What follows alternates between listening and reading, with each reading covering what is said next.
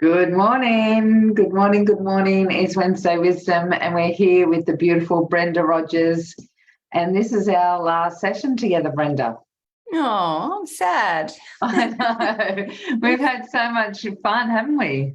Yeah, great conversations, great feedback, great input from you guys. And yeah, we've been waxing philosophical about the problems of the world and how to solve them. Yeah, absolutely. And today is no different because we've got a really interesting topic to go out with with a bang. Penetrating the yang with the yin. Like what an amazing, juicy looking topic. Interesting language you use there. Yeah, oh, yeah. So, basically we're going to be talking about the balance, right? The balance of your masculine and feminine, and how to bring that balance in a world that is so yang, right? Is so masculine orientated. Yeah. And bringing that gentleness of the feminine in to support that and to actually bring in that recognition, because one of the things that I'm aware of is the world's changing. There's a lot of shifting and changing towards the feminine and the intuition and the wisdom of the woman, like that knowing, and how that can actually work really well in career and business, as well as relationships, health. Like bringing in your intuitive nature is like using the super tool that's been sitting on the side and no one's recognized it as a super tool, right? Yeah. I was talking to someone yesterday, and she works in the leadership space in sort of corporate, which I actually think is more management than leadership, but they're not interested, as far as I can tell. They're not really interested at all in that super tool. No. She's not teaching. She's making a good living and teaching people, communication skills and team building skills and that kind of thing, which is wonderful. But there's not really in that space a conversation about the feminine. It's still really judged as something irrelevant and a weak. Little weak and fluffy and insubstantial and I don't need that. And one of my clients, she confessed to me that, she was in that sort of, leadership strategy kind of space in corporate. And she fell in love with meditation and hypnosis and these kinds of things. And she didn't tell anyone for like 4 years. Yeah, wow. Not even family. Like not even outside of business sort of thing. Well, I don't know, mate. I don't know how you could hide that from your family, but certainly, she was trying to protect her reputation and she didn't want them to know. So, and now she got burned out and left corporate, which is why she's working with me. But, she's kind of questioning, should I have told them and risked the loss of credibility, but being a thought leader and a change maker in that system.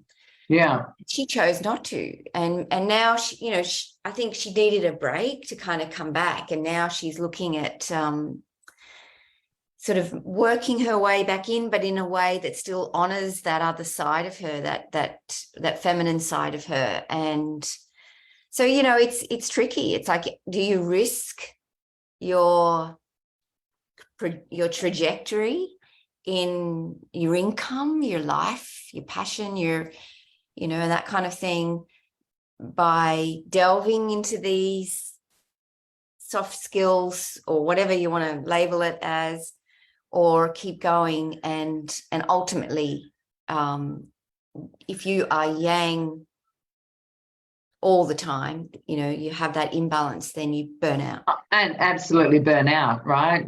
Adrenal fatigue, exhaustion, chronic fatigue. Yeah. I know people that have done it. Yeah. And it's hard to come back from. If you the body, like burnout means burnout, right? The body goes into meltdown.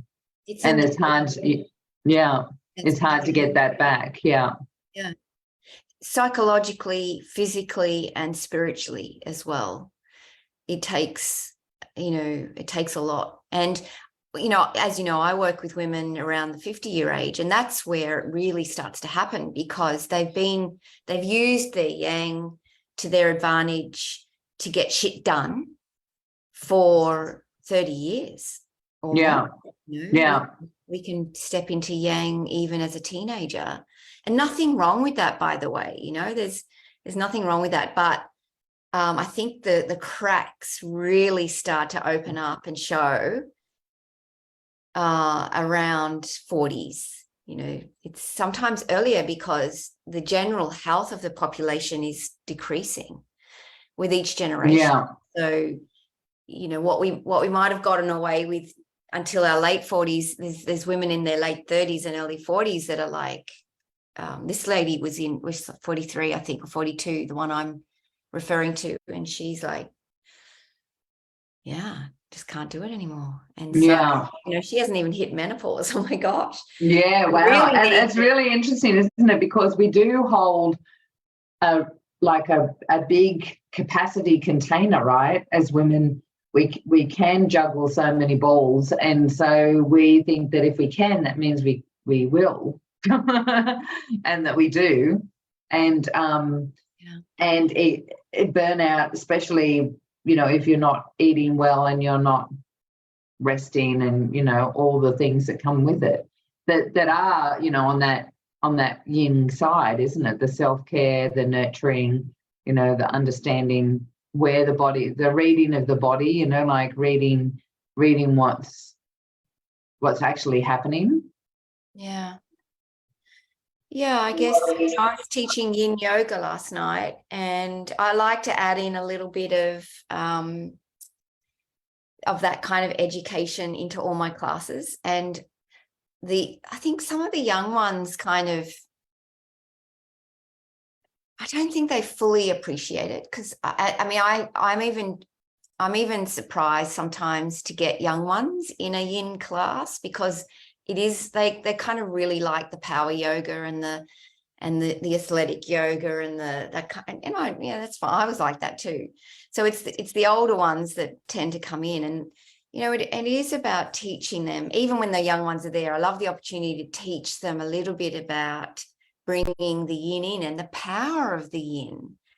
People think it's that, like, even we use words like passive and we have connotations on those words, but the power of receptivity to read a situation, to allow the space, this kind of space to read, okay, with your own personal growth, for example. It's like I'm going through a really challenging time in my life at the moment. Lots of things are in flux, and all my default mechanisms come up, and they don't work anymore. They just kind of put me into victim, or put me into neediness or something like that, and I feel powerless, and I don't want to feel powerless. So I'm using yin this time, because I've been in this situation of super challenged a few times in my life, which we all have, and I keep coming back to, it's important for me to be in my power. I just want to be in my power. So I'm using this, let me observe let me be the witness. Let me see my resistance to trusting. Let me see my control freak come out. Let me see my, my blaming, my fix me, my, because my husband, we're going through something together. His job has been made redundant. And so, it's like all the, the old default mind-based fix it kind of solutions. And some of them are perfect. The action, which is yang. Yes, yeah. But from a place of, let me observe, let me not just go crazy action, do anything desperation, which I kind of did for a bit, it's this beautiful, let me kind of feel the fear, let me feel the insecurity and connect with it, the discomfort of it, and and yield into it, what we call lean into it, and just let it sort of become a friend. And so that it's like, oh, that's just fear of survival, or that's just fear of death, or that's just fear of the unknown. Not that I'm being flippant about that, but it's like, oh, okay, I'm afraid that. And then I can use my logical brain, my yangness, to go, well, that's not really true. It's like, yeah, we might have to move. Yes, we might have to, yes, but, right, I'll survive. And so I think this beautiful capacity to use both is what we're talking about here, to be this receptive place, and then go, okay, what's the best course of action here? And I talked about it last week in the way that the Native American Iroquois tribes used a system of governance to run their communities, and it was led by the women. So the women, there was the clan of women, the clan of the council of the clan mothers, and they looked for what was needed. That's kind of the yin. Like, what does the community need? What are we threatened? What do we need to move to the mountains, away from away from we can move higher for different food in summer because it's warmer up there. That kind, like those. Do we need to teach out? Like, they just kind of feel into what does the community need. And then the men's council were like, okay, here's the issue. What are we going to do about it? You, the action guys, what are we going to do about it? And the men came back to the women and said, this is what we've come up with. And then the women decided if that was the right thing. Yeah. And they went, okay, yeah. And that's how they decided whether to go to war or not. And I sort of take that model now for myself in that, let the yin kind of, do her thing. By the way, women, the feminine, because we're feminine, our primary essence is feminine, most women, most women born with a uterus. I know we've got to kind of get clear on what that means these days, but yeah, our primary essence is feminine. So we can be feminine and be yang, and we can be feminine and be yin. Yes. And then men can also do the same thing. So there is a distinction between masculine and feminine and yin and yang. They're not feminine doesn't equal yin and masculine equal yang. They're not that like that. So and I've just got a couple of things to say, and I want to ask you to let's do the description of yin and yang, because there might be people that don't know. But it was interesting just listening to what you were saying about leaning in and observing. I'm listening to a book on Audible at the moment called The Myth of Normal. And yeah, And it's really interesting, like talking about yin. Ying's, like got that intuitive nature, nurturing, feminine essence of observing, stillness, nurturing, all of those things. But listening, being still and listening. And I'd gone and had lunch with my daughter, and she told me about this interview in this book that she was listening to. And I went, oh, that sounds great. So I bought the book on Audible while I was there. Yeah. On the way home, I was listening to a brand new podcast that I've just started listening to, a series, Know Thyself, with Andre someone. And I finished the last, so I'd only just started listening to, he's got some great speakers. It was only the second one. The third one comes on, who is it? But the guy, the author of Myth of, right? So they're those little breadcrumbs that the feminine, that the yin can, give you, right? And any spiritual woman knows what you're talking about. Exactly. Yeah. And what's really interesting about it is that it comes up again in this, because one of the things I heard him say, and I loved it, because he was talking about all the stuff that I do, like the old conditioning from our parents, and how that happens, and blah blah blah, and that we're all wounded. Basically, he's saying that we're all wounded if you're staying in that unconscious patterning.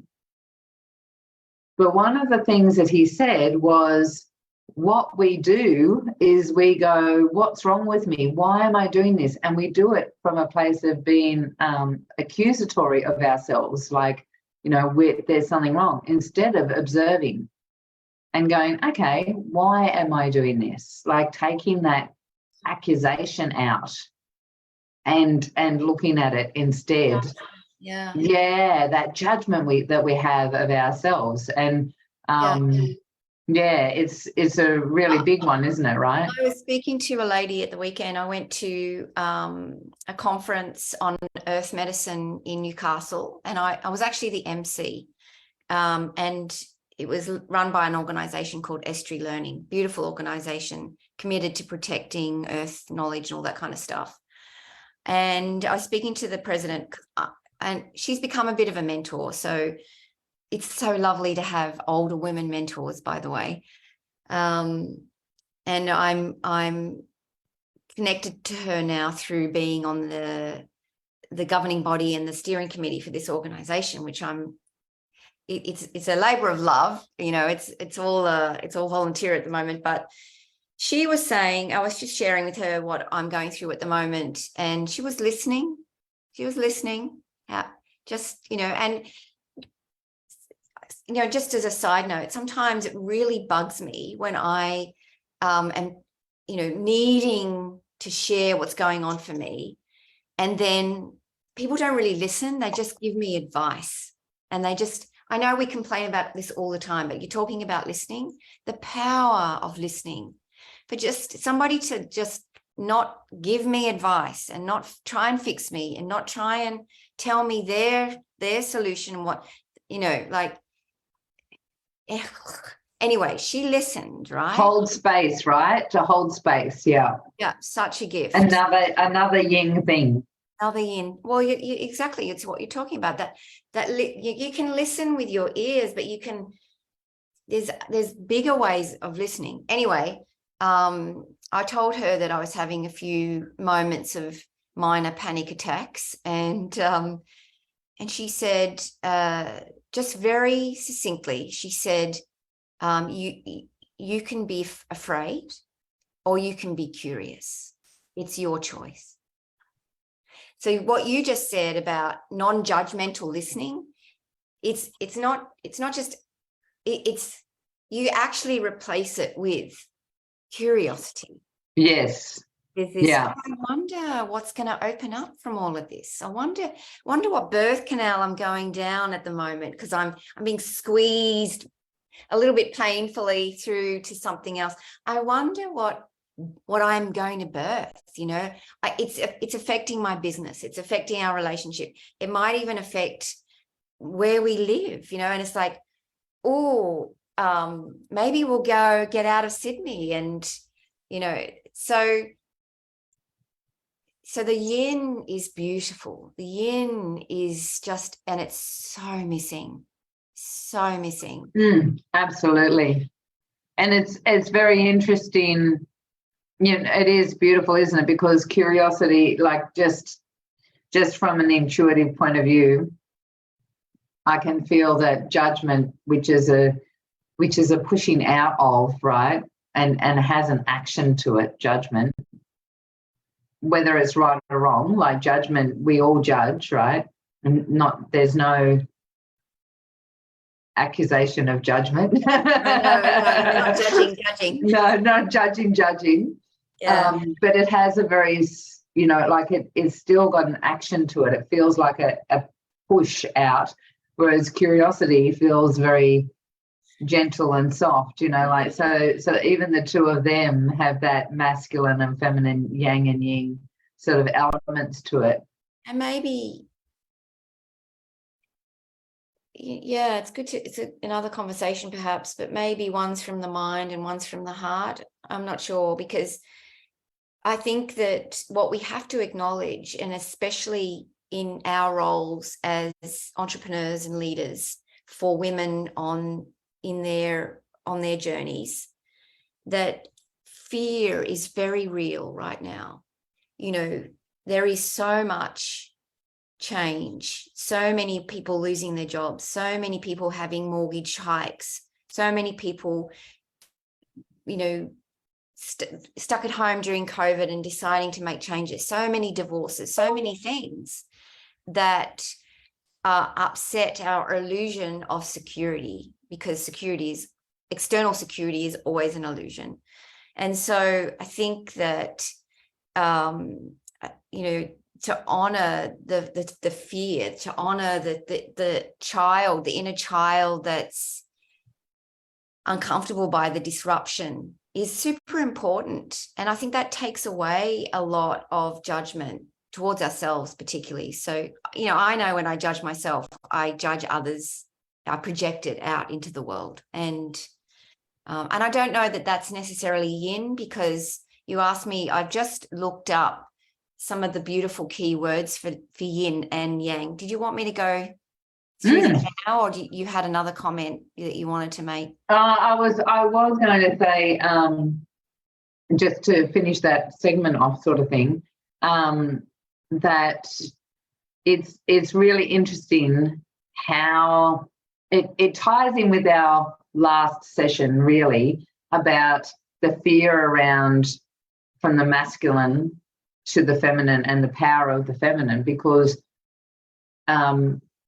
I just know from my own personal experience, using the yin and the intuition and the nurturing and the guidance and the listening, the pausing, is so instrumental in my success, because it collapses time. When you're using that higher aspect of yourself, that higher self, superconscious, whatever divine wisdom. Because when you're using just the mind, the yang and push, you're still working with only limitation. And so, I'm just thinking of a situation that I recently just had myself. Had an offer to be part of a book, got a big hell yes, really, really keen to do it, massive amount of money investment. Through that process, my intuition is saying, go and borrow the money, and talk to Tim about it, right? And through that process, I'm like, no, don't want to, because this is a new fate. I haven't been in an equality relationship before, right? I've always been the power. I've always been the breadwinner. I've always been, the person at the top. And I was like, no, no, no, not going to go there, not going to go there. And get in really strongly, go there. That's what you got to do. That's what you got to do. And so we had a discussion about it, and the very nature of the discussion changed the vibration, and I didn't need to be in the book anymore. Yeah, I know, right? And so it was all about being okay in my relationship, not about the book and my business at all. To receive. To receive. Yeah. And you know, it's because the symbol, right? The yin and yang symbol, right? There's so much more to it. It's a whole. It represents the world, really. And so not just you be yin or you be yang, or I'm gonna choose to be yin right now. There's this whole beautiful flow, and your story illustrates that nicely, and the challenges that letting yin in. Well, absolutely, because if I had have just gone into the yang of it, next thing I could have been making a very bad business decision. So let me ask you about that. What was the original desire actually intuitive? It was. So what was it? I tuned right into it. And I'm not big on tools, right? But I even used my pendulum, because I was like, okay, what's going on here? And then, so was it the beautiful masculine logic, the yang logic of your discussion with Tim, that overrode your intuition? From him, you mean? From your discussion, because you changed your... No. So you know, it's a little bit hard to explain if someone, like, you understand, but if someone's on here and doesn't work with their intuition, they might not quite understand it. But the very nature of asking, like, I could have quite easily got the money and done the thing, but once I asked the question, I felt the shift in my body, and I went, oh. What question? I asked Tim, would you be willing to invest in my business? Oh. Yeah. So you were asking him for the money. Yeah. And the very nature, and it was really hard. It was a really hard, and this is me being completely transparent online, right? It was a really hard thing to be asking, because it was like, I'm talking 5 figures, big time 5 figures to be part of this process. And I could have, I was paying it back, but it was, I don't have that resources right now. And he could have quite easily, and he would have said yes, actually. Like, we had a discussion and he would have said yes. But as we had the discussion, the very nature of me asking shifted something. I felt the shift, and I went, wait a minute, tuned in again, asked my pendulum, and it had completely changed. What shifted? I'm really curious. What shifted? The energy in my body, the feeling of needing to be part, or wanting to be part of the book. There was, I physically felt, this is defining, how do you define the nature of energy, right? There was a yang is an attempt to define energy. So yeah, I'm curious. So okay, one way of describing it is, like, when you feel the subtleties of energy, it's, and I know you know this, right? It's you can feel in your body. Let's say something simple, like you go to an ice cream shop and you go, oh, which ice cream do I want? And you can feel if you're really in tune with your heart, really, your heart and your energy field, you can feel that little bit of tension of, oh, which one am I going with, right? Yeah. And when you make the decision, there's a relief, there's a shift in the energy. Oh, I'm choosing that. I'm going to choose vanilla over chocolate. So it's sort of like that. Once I'd gone, and it was a breadcrumb for me, because since then I've had another offer to do something else again at another high level price that would be really good for my business. But because of that first one, it gave me the opportunity to sit back and then talk to my business mentor about, well, you know, is this something that you can offer instead? Because it's along the same lines, and not because I come from a family where my mum has a real compulsive nature. So she would buy things like online for her business all the time, and she had crap in the house everywhere, you know, like all these little things that she would then resell or put it together, and you know, like she's always in business, her head always ticking in business.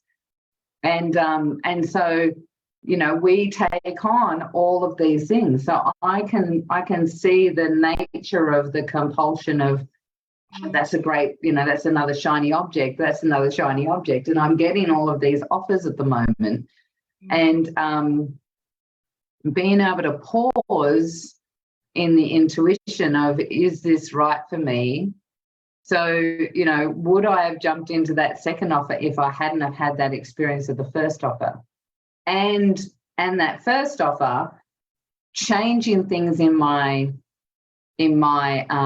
relationship, because it relates to what you were saying, because the very nature of me asking, I noticed, because I didn't want to ask, right? So I noticed myself go through the process. I observed, because of the recoding that I do now, it doesn't have the charge that it used to. So it's got, like, I notice this thing gently come up of wanting to go into victim, you know, so the victim will come up, oh, you know, I'm the little girl that needs something.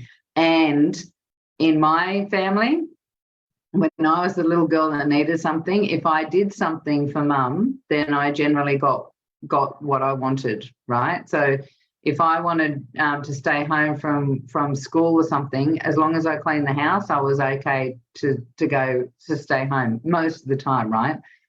So I watched her come up as well. Well, what if I do this for Tim? You know, I watched, you know, like I'm like, wow, that's really interesting. And I watched when we had the discussion of those other sabotage patterns coming in that could have gone into, you know, withdrawal of energy, or, you know, all of these things I watched that are now like this instead of these peaks that they used to be, that used to, you know, parts of my body that would want to take over. And so, yeah, it's such a beautiful, these are the moments of the yin that can really guide you on your path. Yeah. Well, I would like, if I could have your permission, I would like to share just a couple of ways that I support women in this. It's kind of a bit different to you because you do this beautifully as well. But I want to just go through the yin and the yang things first before we finish, because it's already. I know, I just saw it. Yeah, sorry. So I've got this beautiful website in front of me. And it's got this beautiful picture of a dark horse and a white horse. So it's kind of like the light and the dark, right? And there's a long list of things which would be boring just to run through. But so I just kind of want to read a few of the yin ones and then read a few of the yang ones, and sort of start to appreciate the dynamic between the two. And in all of this, I invite people to be curious and not judgmental, to watch the additional meaning that we give to some of these words, and often negative judgment on the yin and positive judgment on the yang. So just listen out for that. Listen out for that. Is that okay, Liz? Yeah, absolutely. Go for it. So yin represents the dark, the moon, and its characteristics include feminine, passive, receptive, and sensitive. And some of those qualities are nurturing, intuitive, relaxed, imaginative, quiet, introverted. Water is represented by yin, softness, moisture, sadness, contemplative. Whereas the yang is masculine, active, producing, rational. And some of those qualities are enthusiastic, direct, mental instead of emotion, excited instead of kind of calm, outgoing, logical instead of intuitive. It's the day instead of the night. It's the heaven, air instead of water, the sun, fire, hardness and dryness, and joy. And then back to some yin. Wow, joy is on. Yeah, well, yeah, I get that actually. Energetically, joy has that sort of energy to it. Yeah. Sunshine. Yeah, summer, yeah. Outgoing, right? So just to go back one more time to yin, it's downward seeking, slow, consuming, cold, winter, rest, structure, contracting, inward, front of body. It's interesting. I've got a bit of a belly, you know. My belly telling me. I'm not going to show you that online, by the way. Mutable, bending, like the weeds in the bamboo, right? Yeah, allowing negative, empty, odd numbers, Shakti. And this is the final one, and I really like this. This is the container. Yeah. Container. Yeah. Whereas now let's go back to yang last time. It's summer, activity, function, expansive, outward. It's the back of the body, rigid, unwavering, dominant, controlling. Notice your judgment. Positive, full, even numbers, Shiva. And instead of the container, it's the contents. Wow. So. Wow, the contents. That's interesting, isn't it? Yeah. I mean, it makes sense, but I've never heard it that way before. This has applications for so many parts of our lives. Yeah. It's just, you know, the yin and the yang and the masculine and the feminine, if you can really learn those, which is what I'm teaching. Just if I may. Go for it. So the two areas that I love to work with is in terms of the multiple intelligences. We know of IQ and EQ pretty much. I love the PQ side of things, which is wellness, you know, the ability to take care of ourselves through diet and relaxation and exercise and all those kinds of things, which are sort of very foundational things in our lives to support the body. And then the other ones are the SQ. So you work in this space as well in a different way. You do your beautiful recoding and conscious creating and all that kind of stuff. And the stuff that I'm teaching is the masculine and the feminine, and the yin and the yang, and the art of feminine presence and the art of masculine presence. So it's another skill. The ability to be present in the body is what is the container that allows that awareness of our intuition, because it's, you know, it's often a sensation in the body. You know, when we're talking about intuitive, it's like we feel this energy in our heart or in our gut, or, you know, get goosebumps or something like that. It's often something you have to notice in the present moment. In your body. Which is what I was talking about before. Yes. Exactly. Yeah. Your point there, right? Yeah. And so, you know, in terms of that training, in terms of that leadership training, or that being a leader in our own life, being responsible and all those beautiful things. You know, often I work with, just to our audience, often I work with Liz's clients, and it's just a nice supportive exchange, interaction. Yeah. Yeah. And I've just can I say what I'm doing? Yeah, go. All because, especially because this is our last session, right? So yeah. So because I love your work, Brenda. So let's share it. Thank you. So I've been trialing this nutrition class that's beyond nutrition, and I called it One Thing, and I've just renamed it because I did a trial for a couple of months. It's called the Sacred Kitchen. I love it. That's my branding for bringing conscious awareness and the wise traditions and the women's wisdom back into kitchen medicine and kitchen, you know, being the queen of the kitchen, that kind of stuff. So that's a beautiful monthly regular thing that I'm doing online, as well as occasionally in person, you know, when so you've already started implementing the online, because I know there was a few people that were like, yes. Yeah. Awesome. I will give you I just need to put it into Eventbrite. Actually, I've started that. It's just that it, you know, I have to find the right image and, you know, all the rest of it.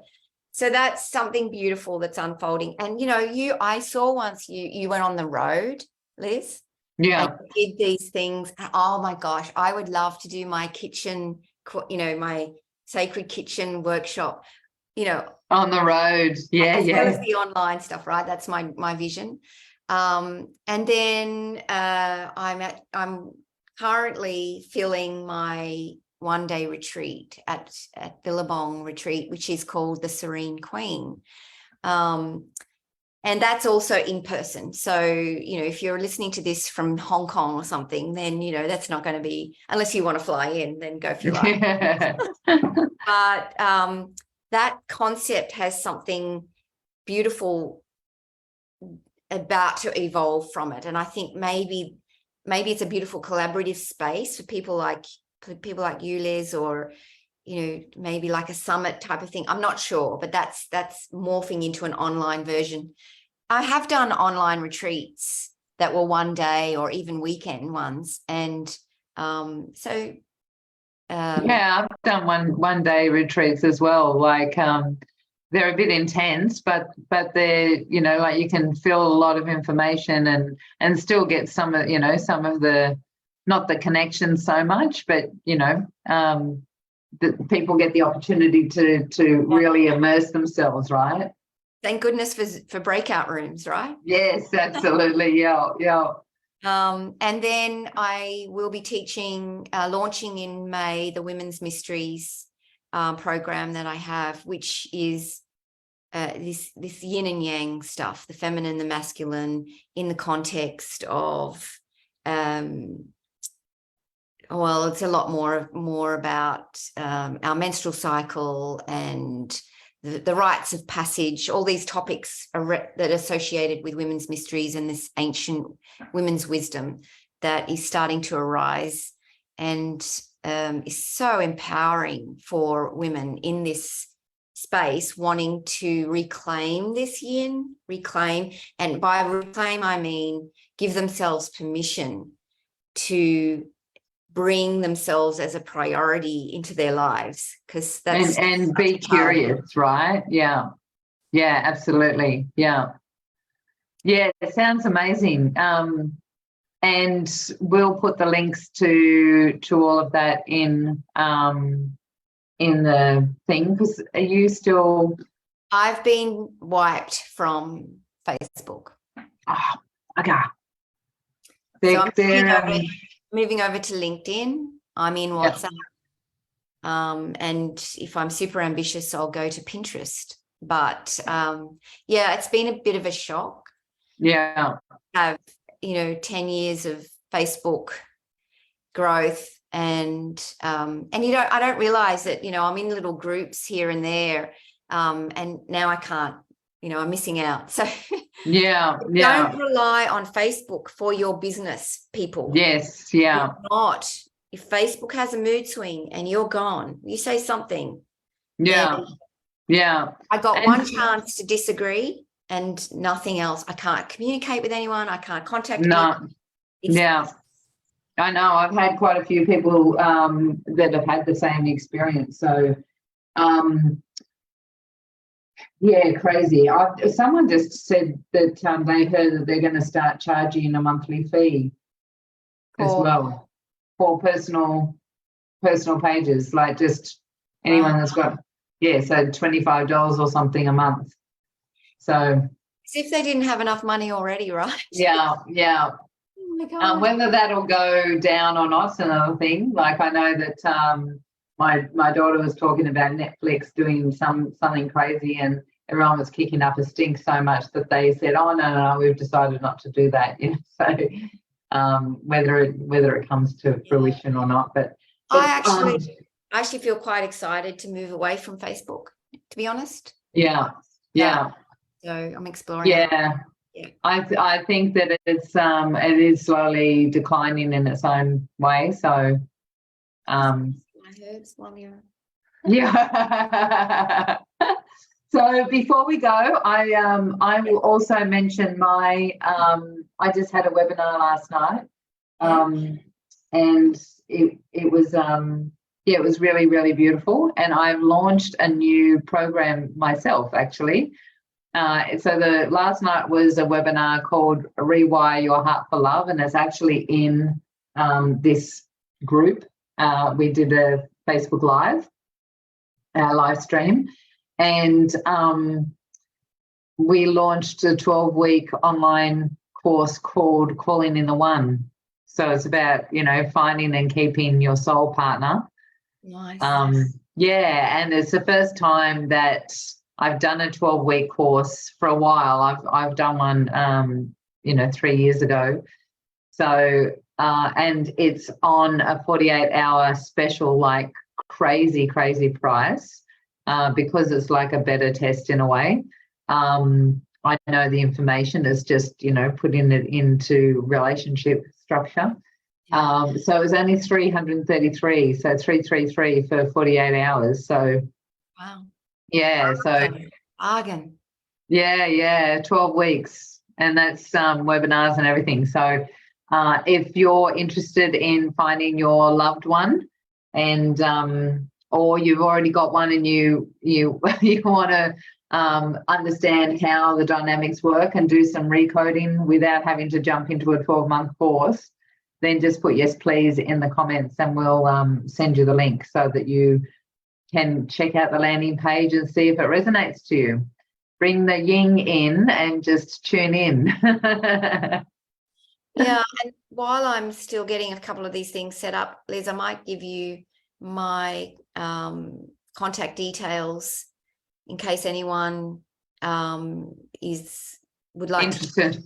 I always offer a 30-minute chat for anyone wanting to work or find out more. So I'm sure you do something similar. So yeah, absolutely. So if any of that resonates and it's Brenda's stuff that you're interested in, not the course, then put in Brenda yes please. That's a great way of that, so we can differentiate and we can send them your way.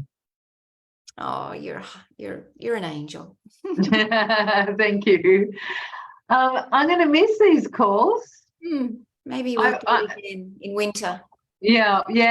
I do have another because we're starting again in March. Like Wednesday Wisdom's always going, right?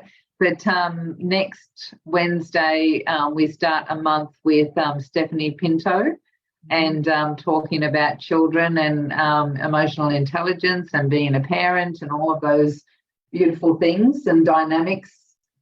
She's a wealth of information as well. So looking forward to that. Amazing. All right. Take care, everyone. thoroughly enjoyed having you. Thank you for all your time that you've spent with us.